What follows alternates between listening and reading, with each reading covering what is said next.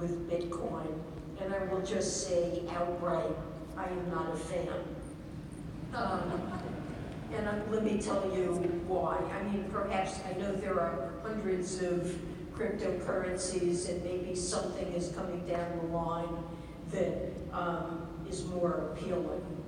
But I think, first of all, very few transactions are actually handled by Bitcoin, and many of those that do take place in Bitcoin are illegal, illicit transactions. I worry about the implications of use of cryptocurrencies for terrorist financing, for money laundering, and the like. It has long been thought that for something to be a useful currency, it needs to be a stable source of value. And Bitcoin is anything but.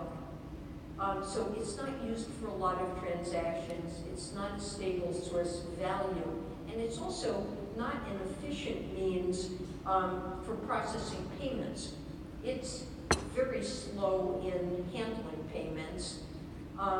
It has difficulties because of its very decentralized nature in achieving essentially the level of trust needed to achieve finality of transactions.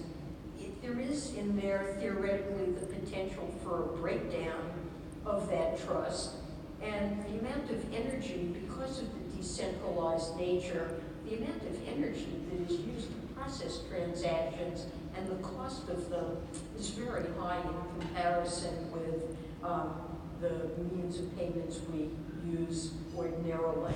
So I don't think they serve as very effective forms of currency or stable sources of value. I guess people have talked about the possibility that central banks could provide their own digital currencies, a central bank digital currency. And there are a couple of countries that I think that are contemplating that, but to the extent that we considered that in the Federal Reserve during the time that I was there, I would say also the enthusiasm level was not very high. In introducing essentially a digital version of cash. First of all, cash is anonymous, and again, the terrorism financing, money laundering, Bank Secrecy Act concerns would become enormous if you had something digital that was also anonymous. I think we have to worry about cybersecurity, something like that became worldwide, used worldwide as an anonymous source of transactions would be an obvious target for cyber attacks, and that would be a concern.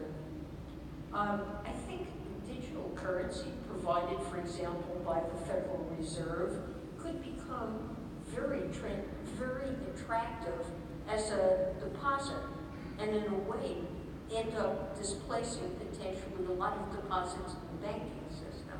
And you might say, well, that's competition and fair is square, but I think you really have to ask yourself, we count on the banking system to make loans, a good share of loans in the economy, and you would be undermining an institution that we count on to perform a very important form of financial intermediation.